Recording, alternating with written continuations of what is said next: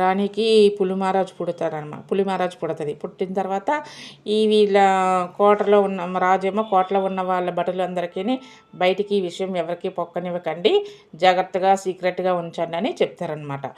సరే అనేసి వాళ్ళందరూ వాళ్ళందరికీ మంచి మంచి బహుమానాలు ఇస్తారు. ఇచ్చిన తర్వాత అలాగ పులిమహారాజుని పెంచుకుంటారు చాలా ప్రేమగాన. అలాగ అది పెద్దదవుతుందని. పెద్దదైన తర్వాత వీళ్ళు కొద్దిగా భయమేసి ఏం చేస్తారంటే ఆ కోటలోనే కొద్దిగా బోనులాగా కట్టించి ఆ బోనులోని ఈ పులిమహారాజుని పెడతారు. అలా కొన్నాళ్ళకి దీనికి 18 సంవత్సరాలు వస్తాయి పులిమహారాజుకి. 18 సంవత్సరాలు వచ్చిన తర్వాత ఇంకా రాజు ఏం చేస్తారంటే దానికి పెళ్లి చేయాలని నిర్ణయించుకుంటారు. పులిమహారాజుకి చేయాలనుకొని అప్పుడు ఈ భటుల చేత ప్రకటించమంటారు. ఇలాగా పులిమహారాజుకి ఎవరైనా పిల్లనిస్తే వాళ్ళకి అర్ధరాజ్యం ఇస్తాము, అలాగే బహుమానాలు ఇస్తాము, నగలు అవన్నీ ఇస్తామని చెప్పమంటారు. వాళ్ళు కూడా సరే అంటారు. ఇలాగా ప్రకటన చేస్తారు. ఎందుకంటే పులిమహారాజు అంటే ఎవరు గమ్మనివ్వరు.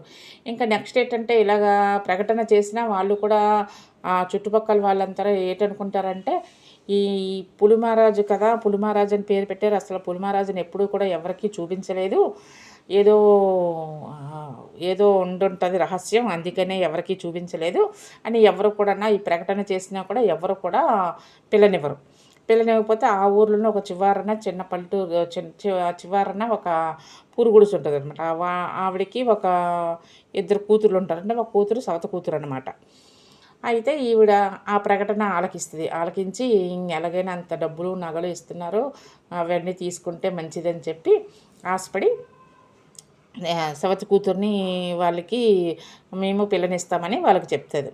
భటులకి చెప్తుంది. చెప్పగానే సరే అని భటులు ఈ విషయం ఏమో రాజుకి చెప్తారు. రాజుకి చెప్తే ఆ రాజు కూడా సరేననేసి తీసుకొని వెళ్తారు. తీసుకొని వెళ్ళి పులిమహారాజుకి రాజు కూడా సరేననేసి ఇంకా పులిమహారాజుకి పెళ్లి చేయాలని నిర్ణయించుకొని అన్నీ రెడీ చేసుకొని పులిమహారాజుకి పెళ్లి చేయడానికి అంగీకరిస్తారనమాట.